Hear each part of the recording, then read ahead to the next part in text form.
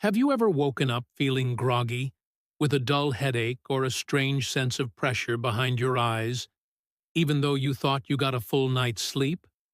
Maybe your arms felt a little numb, or your heart was beating just a little too fast.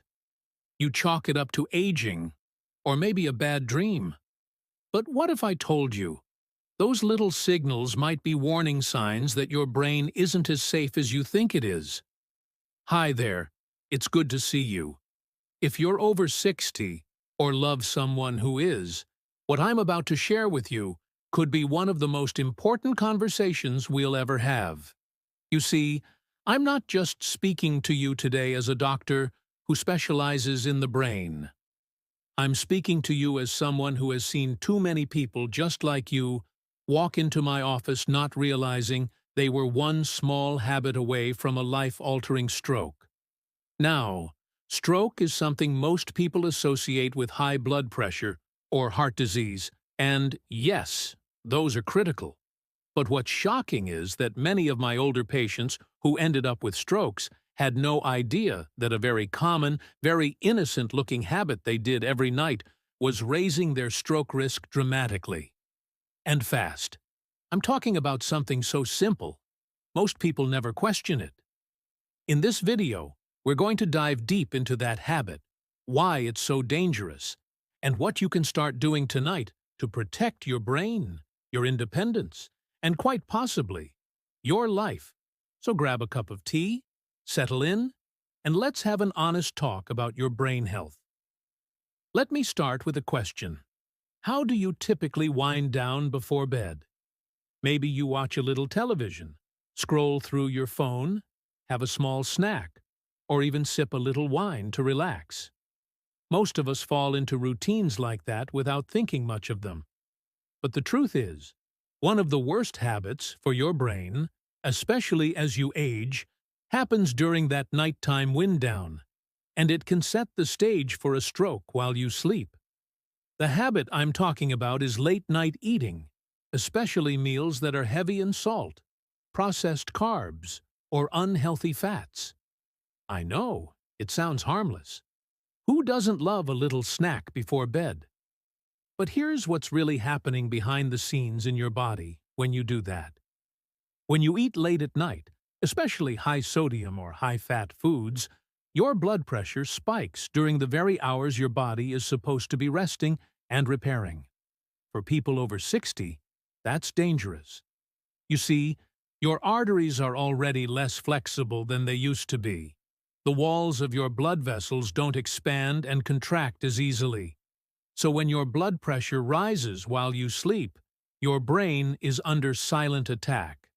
This silent spike increases the pressure in your head and makes tiny blood vessels more likely to rupture or clog, both of which can lead to a stroke. And because it's happening while you're asleep, you don't even get a warning sign. I had a patient, a 68-year-old man, who was healthy, active, and didn't smoke. But every night, he would eat a late dinner around 9 p.m., followed by a bowl of instant noodles or leftover pizza just before bed. He thought he was doing fine. Then, one morning, he woke up unable to speak clearly, and his right hand felt weak. A brain scan confirmed he'd had a mild stroke in the night. Thankfully, he recovered. But it scared him enough to change that one habit. And he's doing much better now. So what can you do instead? First, aim to stop eating at least 3 hours before bedtime. Give your body time to digest your food and let your blood pressure stabilize before you lie down. If you're truly hungry late at night, choose something light and brain-friendly, like a small handful of unsalted nuts or a few slices of avocado. These foods won't spike your blood sugar or raise your blood pressure the way processed snacks will. Second, start paying closer attention to how much salt you're eating in the evening. Many seniors unknowingly eat more salt at night, especially if they're relying on canned soups, takeout meals, or deli meats for dinner. Too much sodium doesn't just lead to high blood pressure. It pulls water into your blood vessels, making your heart work harder and your brain more vulnerable while you sleep. I know changing habits isn't always easy. Food is comfort, especially at the end of the day. But remember this: a stroke doesn't always come with fireworks and drama. Sometimes it whispers. It shows up in the form of memory slips, dizziness, or sudden fatigue. It creeps in slowly, taking away parts of your independence without warning. That's why even one small change, like adjusting your evening routine, can make a massive difference in your long-term brain health. Now that we've talked about late-night eating and sodium, there's another nightly habit that can quietly increase your stroke risk, one that often goes unnoticed until it's too late. It's something so ordinary, so common, that most people over 60 don't even question it. In fact, many think it helps them sleep better. But as a brain doctor, I've seen firsthand how this single behavior can quietly damage blood vessels, disrupt brain chemistry, and raise the risk of a stroke almost overnight. I'm talking about sleeping in a reclined or semi-sitting position, especially in a recliner or propped up in bed with multiple pillows. Now, I know that sounds surprising. Many people do it because they feel more comfortable, especially if they have acid reflux, back pain, or breathing issues. But here's the problem. When you sleep in a position that keeps your upper body elevated, your neck can end up in an awkward angle. That angle reduces healthy blood flow to your brain during the night. Over time, or in some cases, in just one bad night, it can contribute to a lack of oxygen and increase clot risk in the arteries that feed your brain. In fact, one patient of mine, a lovely woman in her early 70s, insisted on sleeping in her favorite recliner every night.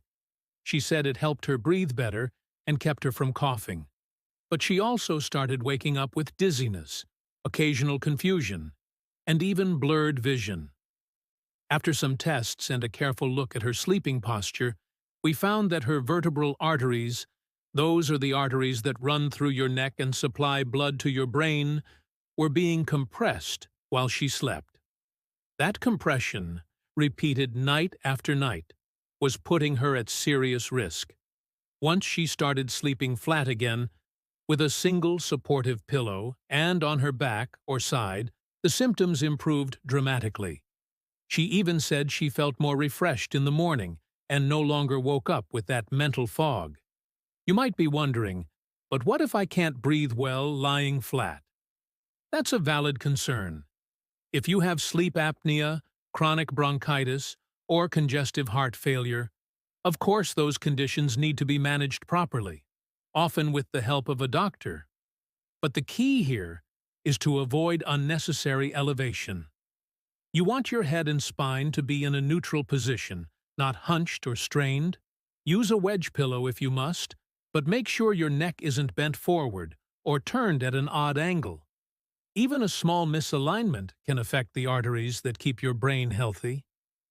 And while we're on the topic of sleep, let me say this: the way you breathe at night is just as important as how you position your body. Sleep apnea, the condition where your breathing repeatedly stops and starts during sleep, is one of the most underdiagnosed causes of stroke in older adults. Many people think snoring is harmless or just a nuisance. But heavy snoring, especially when followed by pauses in breathing, gasping, or excessive tiredness during the day, is a red flag. What sleep apnea does is rob your brain of oxygen multiple times a night. Your body keeps waking up just enough to breathe, and every time it does, your blood pressure spikes. Over time, this repeated stress on your heart and blood vessels becomes a major risk factor for stroke. It's like a silent storm brewing every single night. I've had patients who never suspected they had sleep apnea until they wore a home sleep monitor. One man told me, "Doc, I thought I was just getting older and more forgetful. I didn't realize I was waking up more than 30 times a night to breathe." After starting treatment with a CPAP machine, a simple device that keeps your airways open while you sleep, his blood pressure dropped, his energy came back, and most importantly, his stroke risk dropped dramatically. So what can you do tonight to protect your brain? Start by taking a look at your sleep environment. Are you sleeping in a position that supports healthy circulation? Are you using too many pillows? Or sleeping in a recliner out of habit rather than need? And do you snore heavily or feel tired during the day despite a full night's sleep? If any of those ring a bell, don't ignore them. Remember, stroke often strikes silently, but it doesn't have to. When we understand the small habits that contribute to it, we can take meaningful steps to stay sharp, independent, and active, well into our 70s, 80s, and beyond. Now that we've talked about late-night eating and sleep position, let's take a closer look at another surprising habit that can quietly damage your brain's delicate blood vessels. It's something so many of us do without thinking, especially after retirement, when the pace of life slows down a bit. It feels harmless, even relaxing. But as it turns out, it's quietly wreaking havoc on your circulation, raising inflammation, and putting your brain at serious risk. I'm talking about long, uninterrupted sitting, especially in the evening hours. You see, after age 60, your body starts to process blood flow, oxygen, and nutrients differently than it did in your 30s or 40s. Your veins don't return blood to the heart as efficiently, and your arteries are more prone to stiffness. That means when you sit for hours, whether it's watching television, reading, or scrolling through your tablet, your circulation slows down dramatically, especially in your legs. And when that happens, blood pools. Clots are more likely to form. And worse, those clots can travel upward. Now, let me be clear. Rest is important, and I'm not here to say you should never relax on the couch. But what you need to understand is that when your body is still for too long, your risk of deep vein thrombosis goes up, and that condition is a known contributor to stroke. Especially if that clot moves to your lungs or brain, the consequences can be life-altering. There was a gentleman I treated, 74 years old, very bright, very active, except in the evenings. After dinner, he had a ritual. 2 hours in his favorite recliner, feet up, watching his favorite shows. Harmless, right? But one night, he stood up and felt a strange pain in his calf, followed by dizziness a few hours later. By morning, he couldn't move the left side of his body. A clot had formed in his leg during that long sitting spell and traveled to his brain. The good news is that with therapy and lifestyle changes, he recovered. But he told me something I'll never forget. No show is worth risking my mind for. So, what can you do? It's simple. Build movement into your evening routine. Set a gentle reminder on your phone, your watch, or even on the TV remote. Every 30 to 45 minutes, stand up, stretch. Walk to the kitchen for a glass of water. March in place. Do 5 slow squats while holding onto a chair. Anything to keep that blood moving and oxygen flowing. These tiny movements reduce clot formation, improve circulation, and support your brain's oxygen supply. Think of it as fueling your brain, one step at a time. And here's something else that might surprise you. Your body position while sitting matters.